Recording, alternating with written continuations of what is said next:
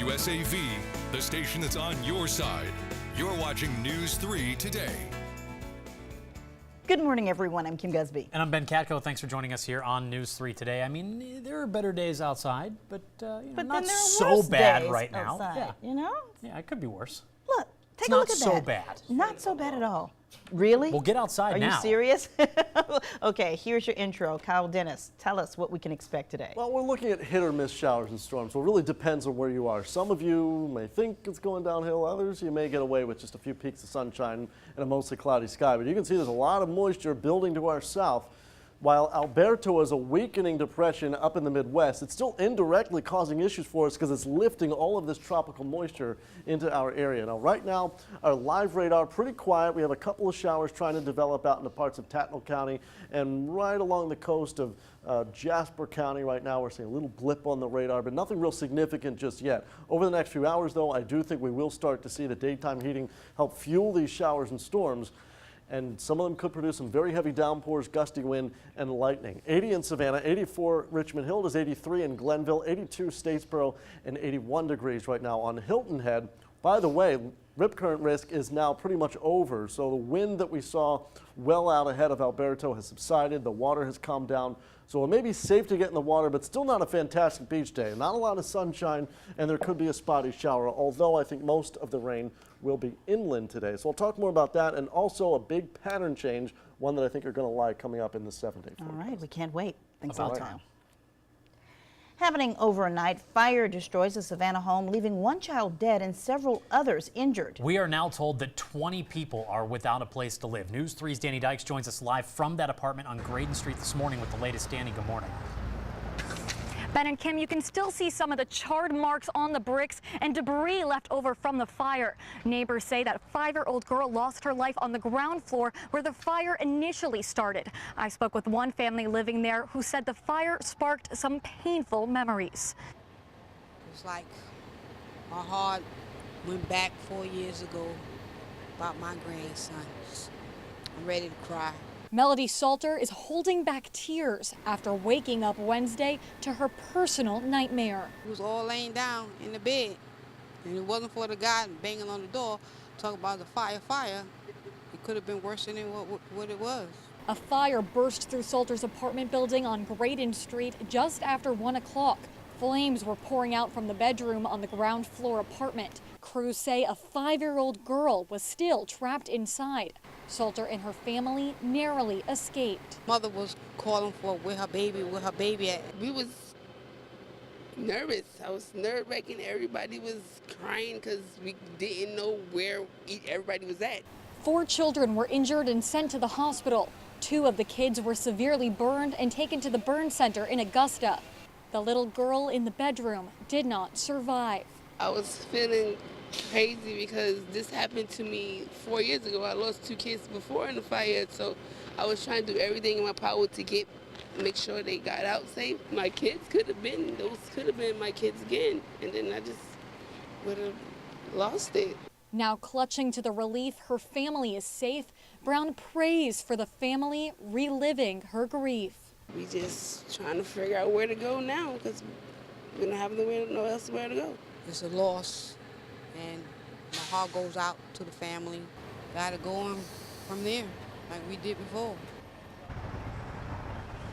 All 20 people are now looking for a home, but the Red Cross is helping. Firefighters are still looking for the cause for that fire, but they say no smoke detectors were found inside the apartment. We'll continue to update you as soon as we learn more information. For now, live in Savannah, Danny Dykes, WSAV News 3. Thank you, Danny. And news around South Carolina this morning. A teenage mother is behind bars after she admitted killing her 11-month-old daughter and dumping her body in a diaper box. Authorities say the 19-year-old originally called 911 to say she was walking to her mailbox holding her child when a stranger drove up, punched her in the face, and took off with the baby. It didn't take long before deputies discovered the little girl's body in a diaper box about 1,000 feet from the family's home. We started walking the woods, and 2 of our deputies came up on a diaper box. It stood out because it wasn't wet.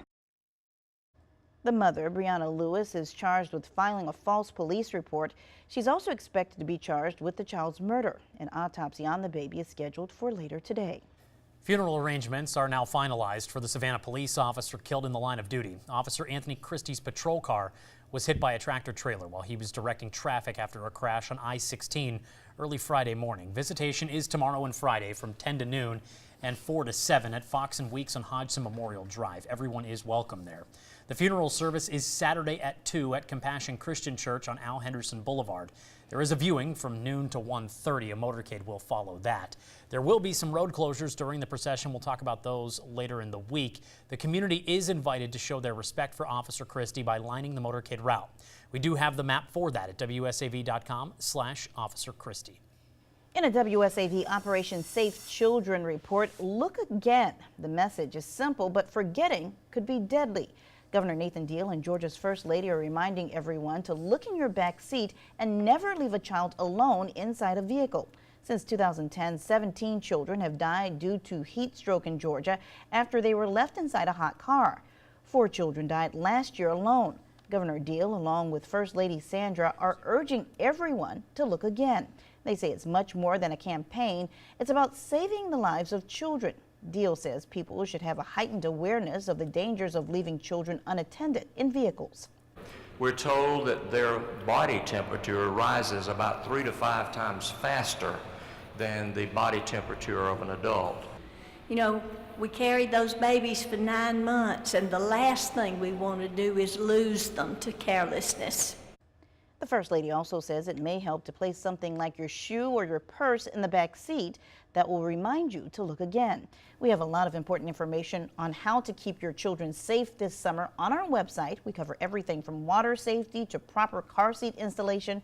Just visit WSAV.com/Operation Safe Children.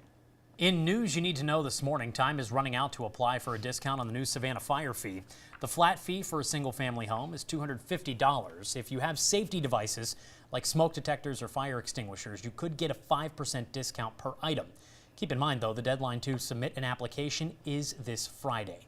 In a News 3 follow-up this morning, some areas across our region are still recovering after last year's devastating storms. Some are still working to get back into their homes, but unfortunately, others never will. Retired teacher Mandy Sedgwick spent more than $60,000 for repairs after Matthew, but 8 months later, her home was still unlivable. Just as those repairs moved forward, Hurricane Irma hit, leaving 2 feet of water in her home. She's now putting her house on the market because she says she can't take another storm impact. Now, Sedgwick says it's quite an adjustment to put her home on the market, but she's grateful to be in an apartment. Of course, we'll keep you up to date on her court case against the contractors as it develops.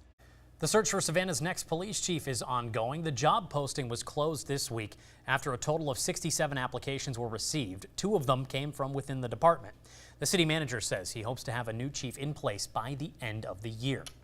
Georgia Southern University President Dr. Jamie Hebert has been named Provost and Vice President for Academic Affairs at his alma mater, that is the University of Louisiana at Lafayette. Dr. Hebert resigned from Southern earlier this month. His last day will be June 30th. In a News 3 consumer report this morning, many of you are showing better attitudes towards business conditions. New statistics show after a small decline in confidence, consumers felt a bit more optimistic this month. According to a business research group, the consumer index rose to its highest reading since November of 2000.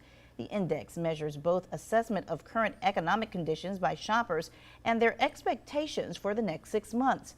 Consumer spending accounts for about 70% of the U.S. economy. Domino's wants your feedback about the perfect hotspot locations. The pizza chain recently launched 150,000 hotspot locations across the country, giving customers the option to receive deliveries at non-traditional places like beaches and parks. Now they're looking for even more delivery spots. Customers will receive an email letting them know when a new option is available. New technology is changing the way doctors and patients discuss medical procedures. After the break, hear how 3D printing helped save the life of a Florida teen. Stay with us. You're watching WSAV News 3 Today.